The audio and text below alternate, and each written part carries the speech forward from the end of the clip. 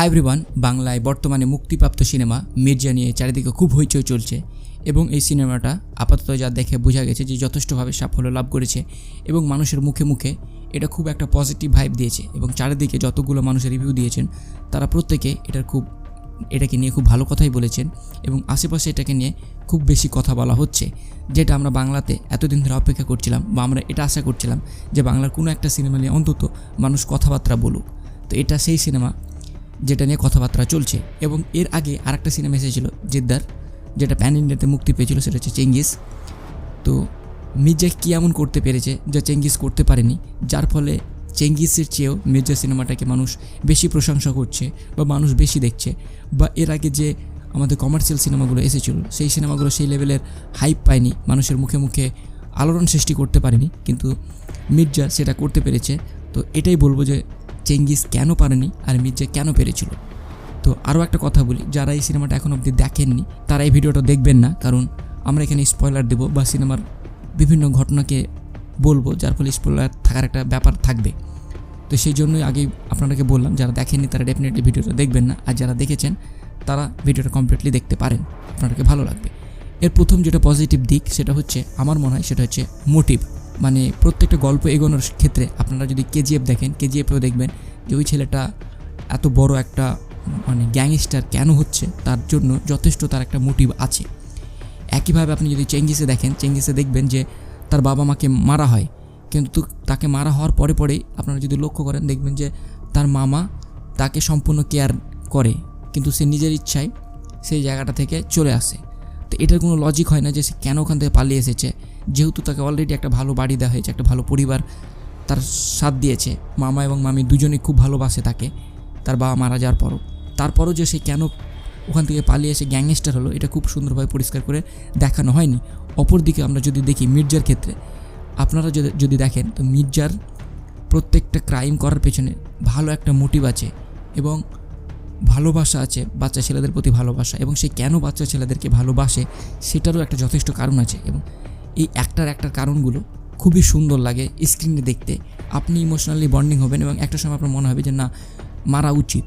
এইটা এই সিনেমার আমার মনে হয় একটা ভালো পয়েন্ট ছিল। দ্বিতীয় হচ্ছে চেঙ্গিসের ক্ষেত্রে, বিশেষ করে বাংলার ক্ষেত্রে আমরা ভিলেনদেরকে খুব একটা গুরুত্ব দিই না বা সেরকমভাবে ভিলেনদেরকে বাছাই করি না, কিন্তু আমরা অপরদিকে যদি মির্জা সিনেমার ক্ষেত্রে দেখি, যেটা সাউথের ক্ষেত্রে হয়, যে ভিলেনদের একটা গুড স্টোরি থাকে, এই সিনেমার ক্ষেত্রেও ভিলেনদের একটা গুড স্টোরি আছে। আরও একটা জিনিস, যে সাধারণত আমরা ভিলেনদেরকে পরে দেখাই, হিরোদেরকে আগে দেখাই, কিন্তু এখানে ভিলেনদেরকে আগে দেখা হয়েছে এবং ভিলেনদেরকে যথেষ্ট স্পেস দেওয়া হয়েছিল। তো এবং ভিলেনদের ব্যাক স্টোরিটাও বেশ ভালো লাগে, ইন্টারেস্টিং লাগে এবং একে অপরের বন্ডিংগুলো মোটামুটি এঙ্গেজিং, ক্যাচিং লাগে, যেটা চেঙ্গিসের ক্ষেত্রে ছিল না। চেঙ্গিসের ক্ষেত্রে ভিলেনদের সেইভাবে দেখানো হয়নি এবং তাদের যে উদ্দেশ্য সেই জিনিসগুলো খুব একটা ক্লিয়ার ছিল না। তৃতীয় পজিটিভ দিক সেটা হচ্ছে টেক টাইম। মির্জা অন্যান্য সিনেমা দেখবেন খুব অল্প সময়ের মধ্যে বানানো হয়, কিন্তু আমরা যদি মির্জার দিকে দেখি, আমার ভালো করে মনে পড়ছে এবং আমার টিজার যদি দেখেন বা অ্যানাউন্সমেন্টের এগুলো দেখেন, তাহলে দেখবেন যে প্রায় আজ থেকে 5-6 সাল আগেরও, মোটামুটি লকডাউনের প্রথম দিকে এই মির্জার টিজারটা বা ফার্স্ট লুক দেওয়া হয়েছিল। তো অতটা সময় নিয়ে বানানো হয়েছে এবং তারপরে এটা অনেকবার রিলিজ হওয়ার কথা ছিল, কিন্তু তারপরে ডেটটা পিছানো হয় এবং সমস্ত জিনিসগুলোকে পরিবর্তন করে পারফেক্ট করার পর তবেই সিনেমাটাকে লঞ্চ করার চেষ্টা করা হয়। চতুর্থ যেটা আমাকে খুবই ভালো লেগেছে সেটা হচ্ছে যে এর ইমোশনাল বন্ডিং বা ভিডিওগ্রাফি বা সিনেমাটোগ্রাফি বা লোকেশান, এই প্রত্যেকটা জিনিসগুলোকে খুব সুন্দর করে এবং প্রয়োজনে যে জায়গাগুলোর দরকার হয় আপনারা দেখলে বুঝতে পারবেন যে অ্যাকচুয়ালি সিনেমাটা যে খুব একটা বড় জায়গায় খুব একটা এত করা হয়েছে তা কিন্তু না, কিন্তু জায়গাগুলোকে এত সুন্দরভাবে বাছা হয়েছে যার ফলে সিনেমাটা দেখতে 8-10টা সিনেমার চেয়ে সম্পূর্ণ আলাদা লাগে এবং সিনগুলো, লোকেশনগুলো আপনারা বাংলাতে এর আগে হয়তো দেখেননি, এরকম জায়গাগুলোকে বাছা হয়েছে, যেটা দেখতে খুব ভালো লাগে। এবং মানুষের সিনেমাটোগ্রাফি যখন একই ধরনের হয় বা একই জিনিস যখন আমরা বারবার দেখি, সেই জিনিসটার প্রতি আমাদের সেই লেভেলের আকর্ষণ থাকে না, কিন্তু যখন আমরা ভিজুয়ালি নতুন নতুন দৃশ্য দেখি সেগুলো আমাদেরকে খুব অ্যাট্রাকটিভ করে। এক্ষেত্রে এইখানে এই জিনিসটা রাখা হয়েছে, যে কারণের জন্য চেঙ্গিসের চেয়েও বা 8-10টা বাংলা সিনেমার চেয়ে মির্জা সিনেমাটা আলাদা হয়েছে। তো আজকে শেষ পয়েন্টটা বলবো, যেটা হচ্ছে যে অপ্রয়োজনীয় জিনিসগুলোকে বাদ দেওয়া। যেমন আপনারা কাস্টের ক্ষেত্রে দেখেন, প্রত্যেকটা কাস্ট খুব গুরুত্বপূর্ণ এবং প্রত্যেকটা কাস্টকে যত্নকারে বাছা হয়েছে। একইভাবে আপনারা যদি দেখেন চেঙ্গিসে একটা রোম্যান্টিক সিন দেওয়া হয়েছে, ওটা কিন্তু প্রয়োজন ছিল না চাইলেও দিতে পারতো, কাট দিতে পারতো, কিন্তু এখানে যেমন রোম্যান্টিক দৃশ্যটা দেওয়া হয়েছে, এখানে সেইভাবে রোম্যান্টিক মুভমেন্ট তৈরি করার চেষ্টা করা হয়নি। মোটামুটি একটা করা হয়েছে, যতটা প্রয়োজন ছিল তার বেশি করা হয়নি।